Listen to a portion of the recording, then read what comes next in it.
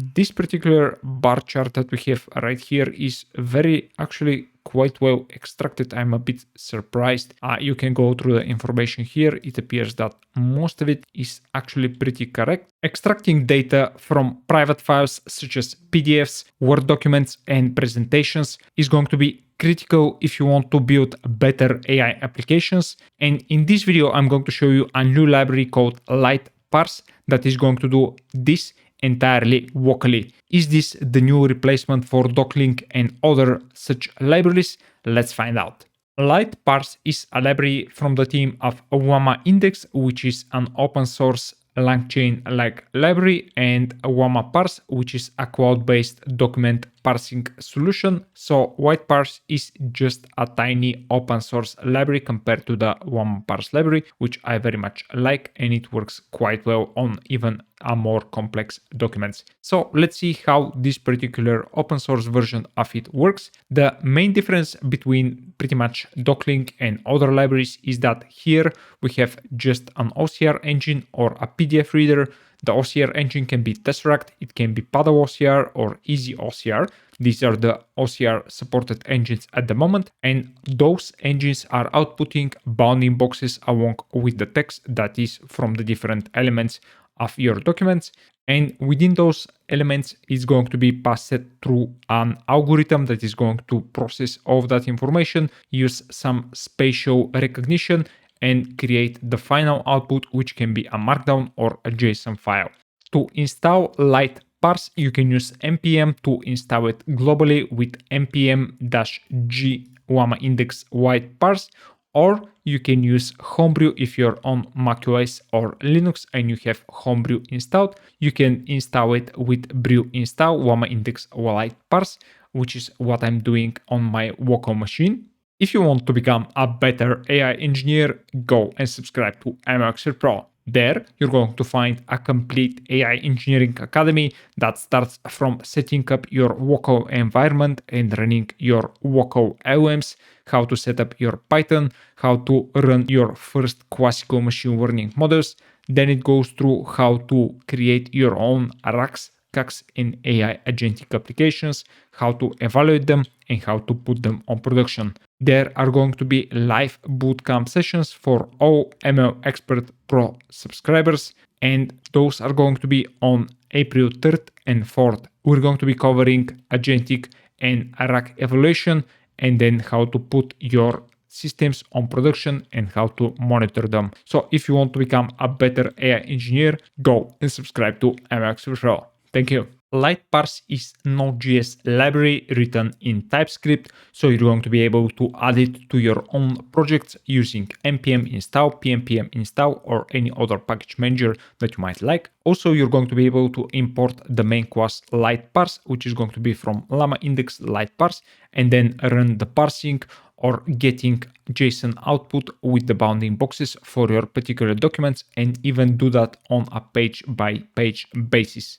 Since you can get the JSON output for the bounding boxes on the different pages, you can search through those pages and apply visual citation or visual grounding when you're building, for example, your RAG applications using your own documents, and you can apply this visual grounding over the particular bounding boxes that you're interested in. And one important thing here is that the library itself allows you to search for different items or particular results, so you can use that in order to find the particular bounding boxes around the elements that you want to find.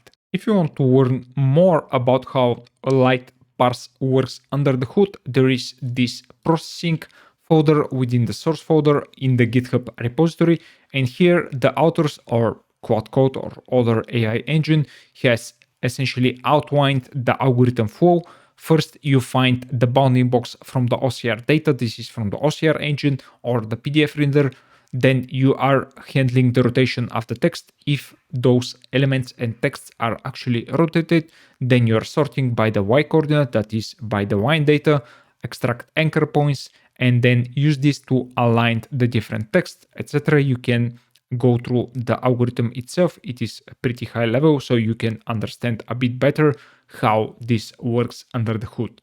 I'm in my local directory and I'm going to start by running this installation. So you can see that we already have the LiteParse installed, but if you don't have it, this is going to get the top information and then install the library. I have 3 documents on my local machine.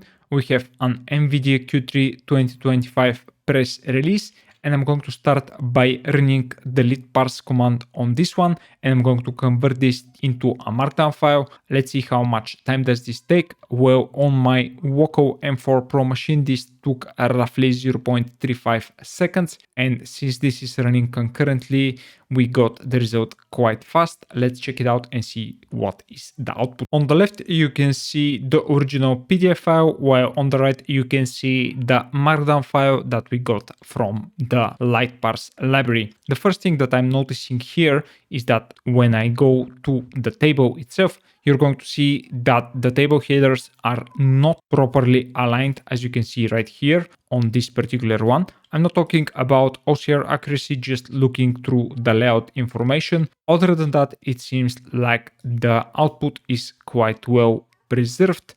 You can see here that we have a new line for the fiscal 2026, which is correct according to this PDF. But if we go through the tables themselves, you can see that the header alignment or misalignment is a common issue. I'm going to go through pretty much all of the text here, and for some reason these new lines or bullet points are not going to be added to the output. I'm not really sure why this is happening, but yeah, it seems like that the bullet points are not well outputted. This is just a blob of text. So here you can see that the issue with the header alignment is even worse, and you can see that these headers are actually flipped to the left or shifted to the left compared to the original PDF file. The layout or spatial information detection is not properly aligning them according to what we have within this PDF file. So I would say that this is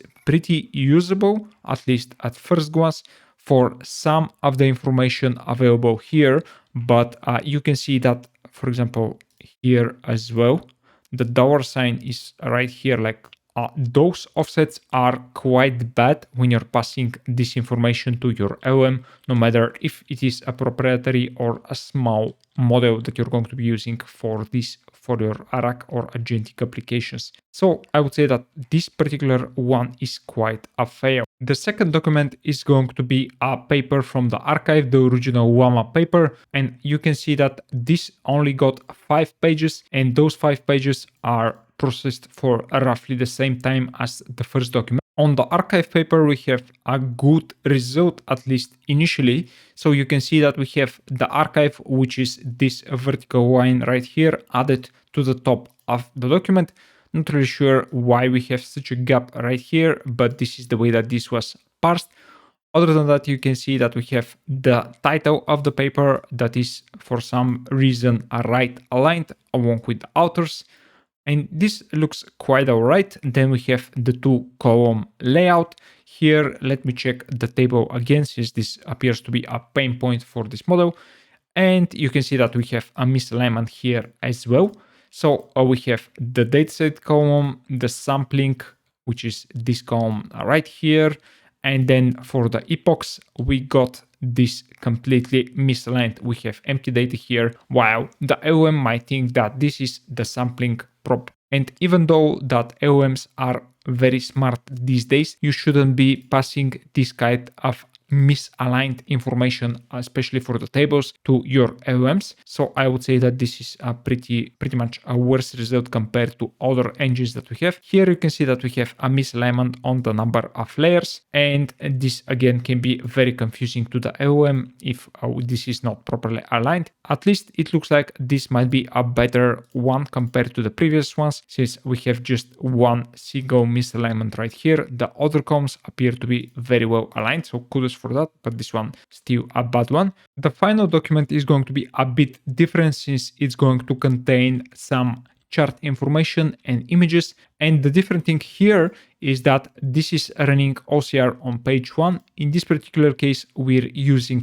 Tesseract.js, and you can see that this particular document took roughly 2.6 seconds to complete. And honestly, the results on this one are even worse. You can go through the textual information that was extracted from this particular chart. But other than that, since we are going through OCR in this particular case, I would believe so. We have top V constituents versus top 5 constituents. Also, we have some other information like the RST US market cap, and the actual input is the first US market cap. So you can see that we have some spelling or even larger errors right here. And I would say that this result is very, very bad.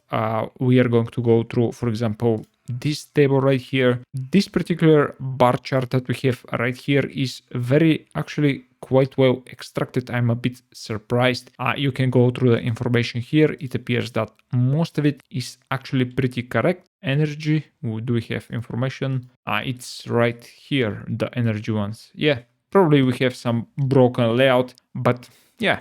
The last thing that I'm going to show you is how to take your page screenshots using the LiteParse library.